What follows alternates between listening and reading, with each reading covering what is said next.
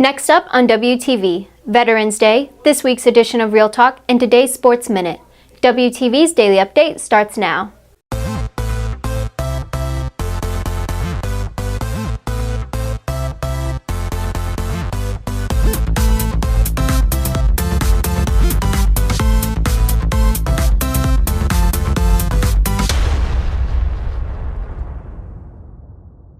Good morning, Red Hawk Nation. Today is Friday, November 10th, and I'm Caitlyn Kleibert with another daily update brought to you by Wingspan TV. Saturday is Veterans Day, and it's the 99th year the United States will honor those who have served the country. WTV's Neha Paramala sat down with some of the veterans on campus to talk about what the day is all about and why they chose to serve in the military. While many students are too young to serve in the military, several staff members on campus have donned the uniform of United States military branch. Ever since the birth of our nation to present day, men and women all over our country have been asked not only to defend our country, but to preserve its heritage.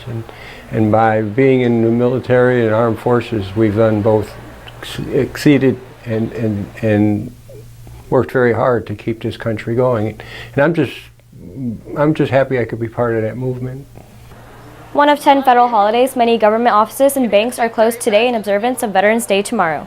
But since mandatory military service is not required of all citizens, Buds doesn't think it should be a day off for Frisco ISD. I feel like this holiday is really buried in the hearts and minds of the people who served and their families. And I feel like what you're doing here today and what other schools are doing is probably good enough. We wouldn't really need a holiday. History teacher Mark Thomas thinks otherwise. For him, allowing Veterans Day to be a school holiday would serve to unite everyone in its celebration. Sure, it should be a school holiday. Get everybody out of school for a day, that's fine. As long as they know what they're doing it for and appreciate what they're celebrating. I think there's a lot of community events that could go along with Veterans Day that if you're out of school, you should be going to those. Parades or functions and things like that. Whether or not Veterans Day is a holiday doesn't mask the love for the country that inspired Assistant Principal Jason Harris to join the military. I joined the military primarily because I wanted to serve this country that has given so much to me and my family, my friends. It was an honor to serve it. Only less than 1% of our population serves the military, which is, I think it's about 0.5% of the population serves. And if you look at World War II, it was like 12%. So knowing that being a part of a very small percentage of our of the people of the United States that serves, it means something also. And then just what it meant for me to serve, again, just knowing that I played a small role in helping to protect the liberties and freedoms that that we get to enjoy here and we get to enjoy in the United States. For others on campus, such as School Resource Officer Glenn Hubbard and Counselor Ryan Kiefer, serving in the military runs in the family. Well, I joined the military when I was 19. My dad was in the military, my grandfather was in the military, his dad, and brother, so we come from a military family. And while I was in college, I thought, well, if I couldn't get a job doing the thing that I was getting my degree in, I could fall back on that also. I always wanted to serve in the military. I mean, since as long as I can remember, as a little kid, I have several family members who have served in the military, so it's just something I always wanted to do. And I'm really proud of the fact that I got to serve my country. I'm Neha Paramala reporting for Wingspan TV. On this week's edition of Real Talk, WTV's Julia Savage asks students about Veterans Day. This is WTV's Julia Savage with another edition of Real Talk, and today we're going to hit the halls and ask students what they think Veterans Day is. What do you think Veterans Day is? I guess to honor all of the veterans that we've had in the past. I think Veterans Day is just a way to honor the people who have served our country, to celebrate them and what they've done for us, just to protect us and all that. It is about old Americans fighting in a war, and yeah, that's about it, that fought for the war. What do you think Veterans Day is? I don't know. I think it's like the people in the military, it's like their special day, so they get, I guess, the day off. I don't know.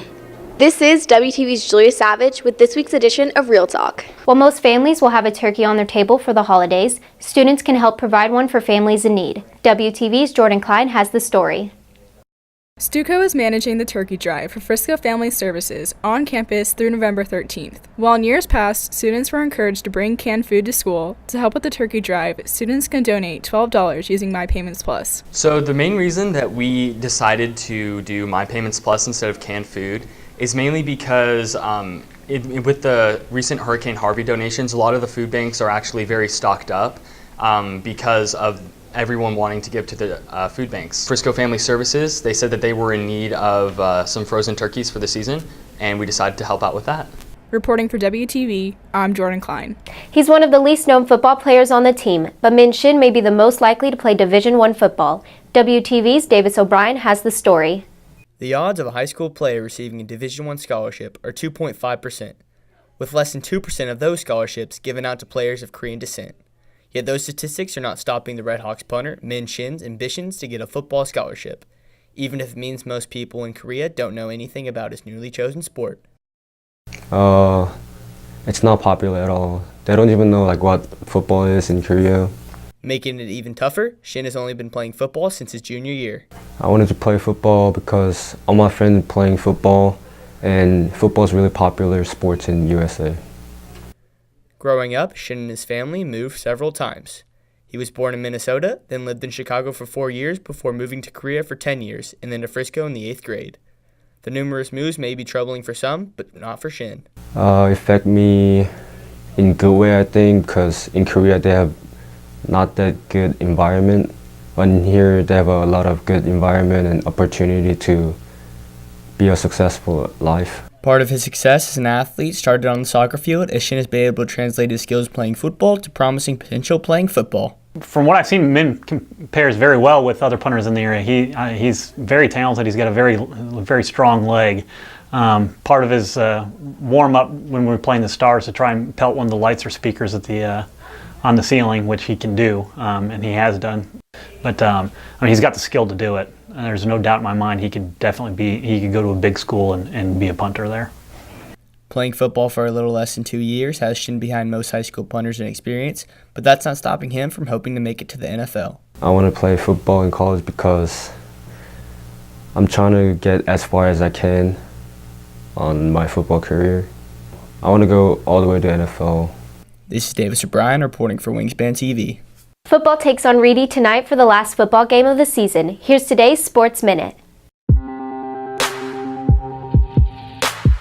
The football team takes on their last opponent of the season as they battle Reedy tonight at 7 at Memorial. With the Redhawks bringing in a 2-7 record on the season and Reedy having already locked in their district seed for the playoffs, the game may not have the same stakes as usual. Reedy comes into the game with an 8-1 record and sits in second place in district, with junior quarterback Mitchell Miller facing off against Reedy's junior quarterback Josh Foskey. Last year, the Redhawks beat the Lions 50-35, and the underclassmen connection between Miller and sophomore wide receiver Kevon Wright gives the Redhawks some hope going into the finale. For Wingspan TV, I'm Carter Brock.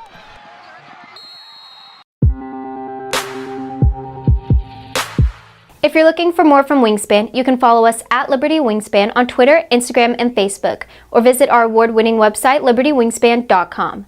WTV's Nehal Paramala brings you today's announcements. High Five Friday is today. Pulse encourages all students and staff to help spread positive vibes on campus by sharing high fives in the morning and throughout the day. Football plays Reedy today at Memorial Stadium at 7.